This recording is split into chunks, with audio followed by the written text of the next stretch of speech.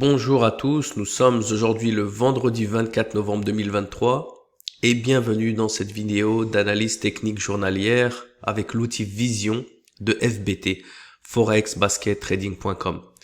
Alors aujourd'hui on va se faire un petit tour de table. Avant toute chose, comme on le sait, il est vendredi et vendredi c'est profit taking l'après-midi, donc on essaye de limiter les opportunités lorsqu'on trade avec un capital initial. Encore une fois, ce sont toutes des règles à respecter pour éviter d'entrer directement dans le rouge.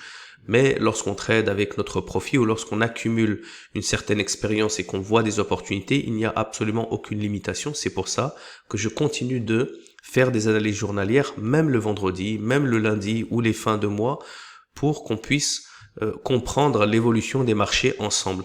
Alors, comme on peut le voir ici grâce à l'indicateur Power, les devises ont une certaine force et faiblesse, elles sont assez directionnelles. On a de l'euro à moins 3,5, qui est donc en valeur absolue la meilleure des devises.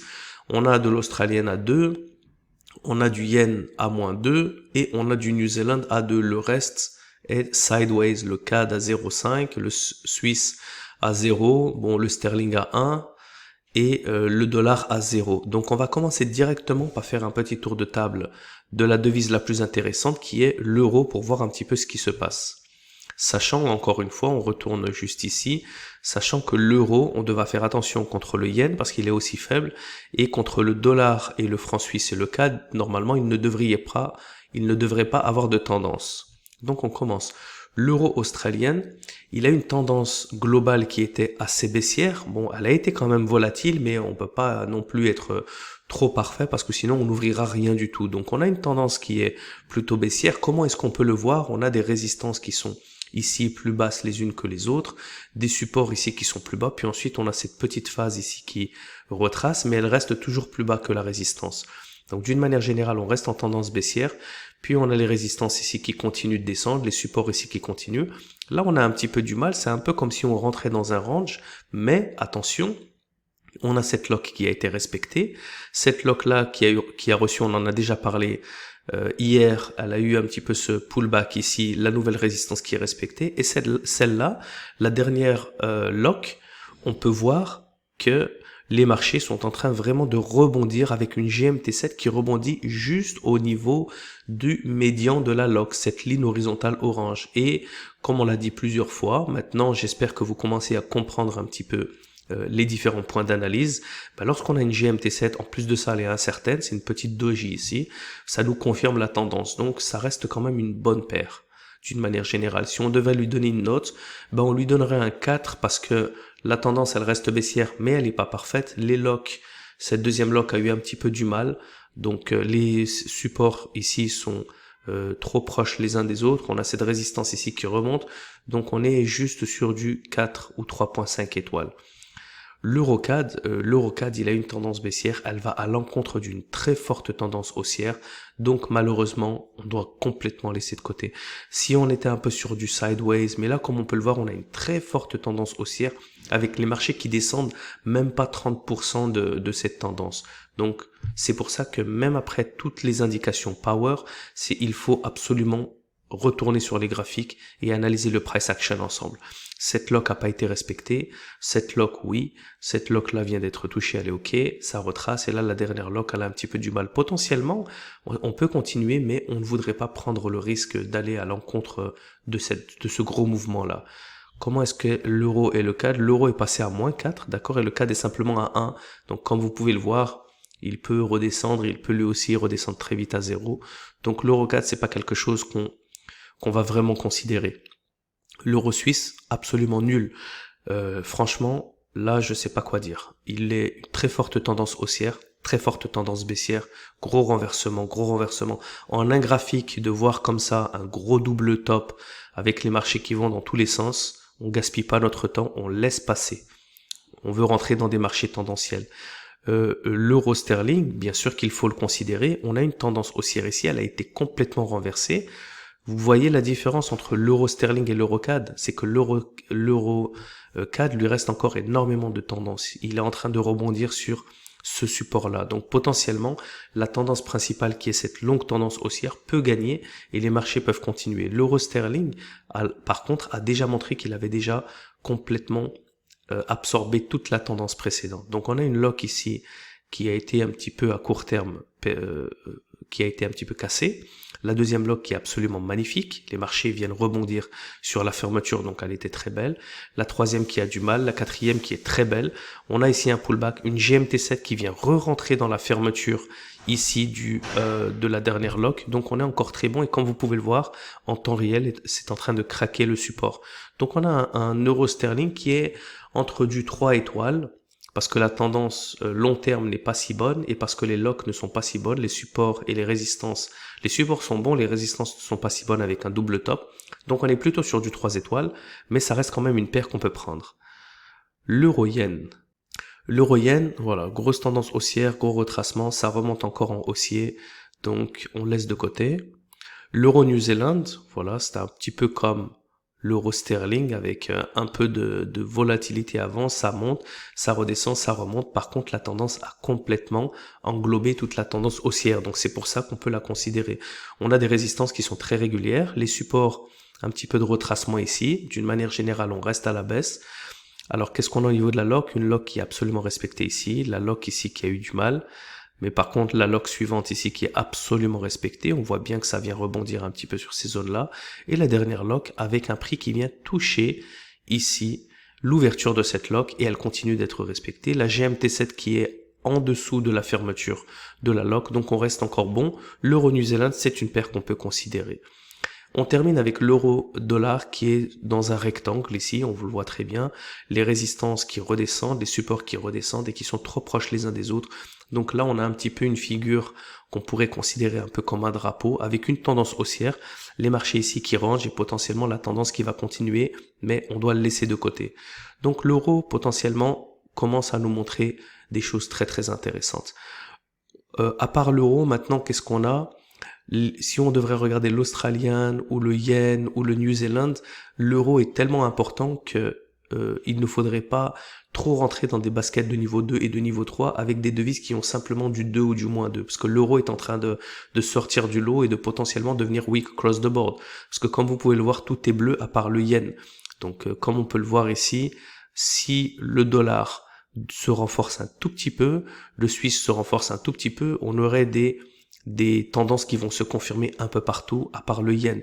Et même si l'euro se raffaiblit tellement qu'il se raffaiblit bien plus que le yen, on pourrait avoir un full basket. Mais on va analyser ensemble, faire un tout petit tour du yen pour voir un petit peu ce qu'il en est en ce vendredi.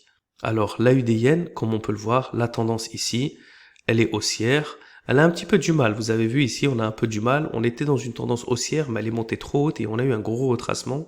Donc cette tendance-là est un petit peu mixte. Mais on a une lock ici qui a pu tenir bon, avec les prix qui rebondissent ici, qui continuent, donc elle est bonne. La troisième lock ici est toujours bonne et la quatrième lock est toujours bonne avec une belle Marubozu, d'accord? Très belle Marubozu ici pour GMT7 qui vient de s'ouvrir juste sur la fermeture de la lock. Donc un Australian Yen à court terme qui est très bon, on peut le considérer. Le CAD Yen malheureusement c'est trop un V. Le Suisse Yen exactement la même chose, vous voyez comment c'est symétrique. L'Euro Yen c'est pareil, malheureusement on peut pas. Le Sterling Yen c'est plus qu'un V, là ça monte, ça redescend et c'est en train de tout remonter. Donc oui, on peut dire oui, il y a une opportunité de tout remonter, et puis ensuite il nous fait ça et on se dit pourquoi est-ce qu'on a perdu. Donc non, on patiente. Regardez la différence, vous pouvez le voir entre le Sterling Yen, regardez, il monte, il redescend tout, il est en train de craquer à la hausse, on a des supports ici qui montent, on a des résistances ici qui descendent puis qui montent. Maintenant le New Zealand, qu'est-ce qu'on a ? On a une résistance qui descend, par contre on a une lock qui est absolument respectée, on a une lock qui est absolument pas touchée, on a une lock où ça vient de rebondir juste sur la fermeture et on a une GMT7 en Marubozu qui vient craquer ici la résistance. Voilà pourquoi celle-là est intéressante et pourquoi le Sterling Yen ne l'est pas. C'est parce qu'ici on a des confirmations visuelles, on a des supports qui sont bien alignés les uns aux autres, on a des résistances qui sont bien alignées les unes aux autres, on a 3 locks d'affilée qui sont bonnes, donc là, pour l'instant, on a 2 paires de devises qui sont intéressantes sur le yen. L'Australian Yen, surtout ces GMT7 sont magnifiques. Marubozu en breakout, elles sont magnifiques. On a l'AUD Yen et on a le New Zealand Yen. Et on terminera avec le dollar yen qui, on le sait déjà parce que le dollar est à 0, ne va pas nous intéresser. On a une grosse tendance baissière et ici on a un retracement. Donc rien à faire parce qu'on est en contre-tendance et cette tendance-là n'est pas assez marquée. Donc finalement, le yen, je dois dire qu'il n'était pas si mal. Malheureusement, voilà, il va à l'encontre de cette tendance. Donc après, c'est juste une question de risque. Est-ce qu'on a envie de prendre quelque chose à court terme ou est-ce qu'on a envie d'attendre qu'il y ait des meilleures opportunités et que la tendance à long terme matche la tendance à court terme? Car je vous le rappelle, c'est la première des étoiles et l'une des plus importantes pour s'assurer vraiment que ces locks soient valides. Je vais faire une petite explication pour terminer cette vidéo sur l'importance de la lock. Parce que j'explique les locks, les supports et les résistances, mais à partir d'aujourd'hui, je vais expliquer un petit peu l'origine de ces indications qu'on rajoute sur les graphiques. Qu'est-ce que la lock? Qu'est-ce qu'une chandelle cadenas? Une lock, c'est, et je vais choisir un petit peu une autre devise, voilà. Imaginons ici que nous ayons des vendeurs et que les vendeurs ici commencent à vendre un petit peu là. Ah, on a un petit retracement. Ils les montent, oh, on retrace encore un petit peu, ils revendent. Et ben, on a une chandelle suivante qui vient les bloquer ici, à ces niveaux-là, en s'assurant que les prix ne retouchent plus cette zone et qu'ils soient bloqués. Et du fait qu'ils sont bloqués, ils sont cadenassés. Et en anglais, on dit « they are locked », ils sont bloqués. Donc, on a des chandelles lock, des lock candles qui les bloquent. Ici, on a une chandelle absolument magnifique. On pourrait penser, après, qu'il y a beaucoup de personnes qui veulent revendre ici et qui espèrent un retracement. Eh bien non, les prix continuent de remonter. Et enfin, on a une GMT7 qui confirme ça, qui vient continuer à aller à l'encontre de la majorité. Donc, c'est pour ça que le concept de lock candle est très important. Mais pour que les gens soient bloqués, il faut que les prix, même précédemment, les aient bloqués et bloqués ceux avant eux. Par contre, si on a une énorme montée ici, et que finalement, même ceux qui étaient bloqués à la vente ont pu récupérer ou ils ont déjà perdu ou peu importe, et que les prix ont complètement redescendu, et puis qu'ensuite les prix remontent, bah c'est là qu'elle bloque qui? Elle ne bloque pas ceux-là, d'accord? Parce que c'était en contre-tendance. Elle ne bloque pas ceux-là parce que les prix ont déjà tout retracé, donc elle ne bloque personne. Alors que si vous avez une longue tendance, comme je pense, je vais retourner sur l'euro AUD et je vais vous montrer un petit peu la différence. Voilà, voilà l'euro AUD. Si on avait eu par exemple des acheteurs ici et qu'ils sont bloqués, bah comme vous pouvez le voir, les prix ne sont jamais revenus. Il y en a qui ont essayé de récupérer ici, ils ont acheté, les prix sont redescendus, les prix ne sont jamais touchés. Donc déjà ici, on voit qu'on a commencé la phase d'accumulation. Vient là cette nouvelle lock. Énormément d'acheteurs, non, les prix descendent, ils ne retournent plus à ce niveau-là. Vient là une nouvelle lock, encore plus d'acheteurs à ce niveau-là qui veulent essayer de recouvrir les prix, non, les prix redescendent. Donc à partir du moment où on rentre dans ces locks-là, on sait qu'on est vraiment à l'encontre, qu'on est un bon contrarien et qu'on est à l'encontre de ceux qui sont bloqués et qu'on va suivre la tendance et qu'on va se prendre le prochain breakout en notre faveur et pas contre nous. Voilà pourquoi le concept des locks est très important et s'assurer que les supports et les résistants suivent et s'assurer que la tendance en long terme matche la tendance à court terme. Et donc c'est très important, c'est pas simplement des petits points d'analyse graphique où on se dit « Oh, on a une belle lock ». Non, cette lock-là a une importance très très importante. Et rentrer à la suite de la lock, c'est maximiser ses chances d'être dans le bon sens à l'encontre des traders qui eux sont bloqués depuis pas mal de temps. Donc voilà, c'est la fin de cette analyse journalière. Je vous dis à très bientôt, lundi prochain, pour une nouvelle vidéo d'analyse technique. D'ici là, bon trading et bon courage à tous. Ciao, ciao.